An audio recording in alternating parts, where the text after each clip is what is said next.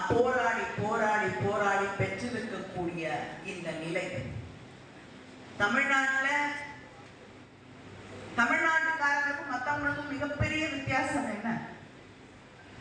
பின்னாடி ஜாதி பேர் இல்லாதது தமிழ்நாட்டை சார்ந்த அடையாளம். வேற எந்த மாநிலத்தையும் பார்க்க முடியாது. எவ்வளவோ படித்து முன்னேறிய மாநிலங்கள்னு சொல்லக்கூடியவர்கள் கூட அந்த ஜாதி பேரை விடுறதுக்கான தைரியம் அவர்களுக்கு வரவில்லை. அந்த பெருமை அவர்களை விட்டு இன்னும் போகவில்லை. ஆனால் தமிழ்நாட்டிலே இருக்கக்கூடியவர்களுக்கு பேரை பார்த்தாலே தெரியும்.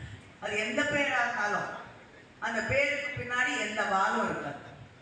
ஆனால் அந்த வால் சில தவறான அரசியலால் அதற்கு நாம் கொடுக்கக்கூடிய அந்த சின்ன சின்ன வாய்ப்புகளால் மறுபடியும் தலை தூக்க ஆரம்பித்திருக்கிறது என்பதையும் நாம் இங்கே புரிந்து கொள்ள வேண்டும். நான் பதிவு செய்ய விரும்புகிறேன். அதை வெட்ட வேண்டும் என்பதை நாம் நினைவிலே வைத்துக் கொள்ள வேண்டும்.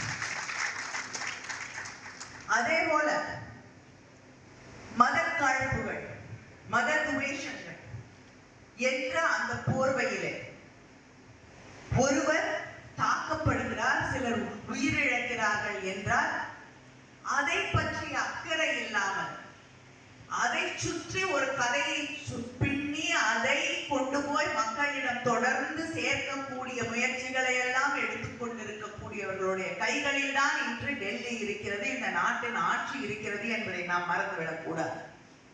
ஒவ்வொரு பில்லையும் ஒவ்வொரு மசோதாவையும் மக்களை பிளவுபடுத்தக்கூடிய, மாநிலங்களின் உரிமைகளை அவர்களிடமிருந்து பறிக்கக்கூடிய முயற்சிகளை தொடர்ந்து செய்து கொண்டிருக்கக்கூடிய ஆட்சிதான் இன்று டெல்லியிலே இருக்கக்கூடிய பிஜேபி ஆட்சி என்பதை நாம் புரிந்து கொள்ள வேண்டும்.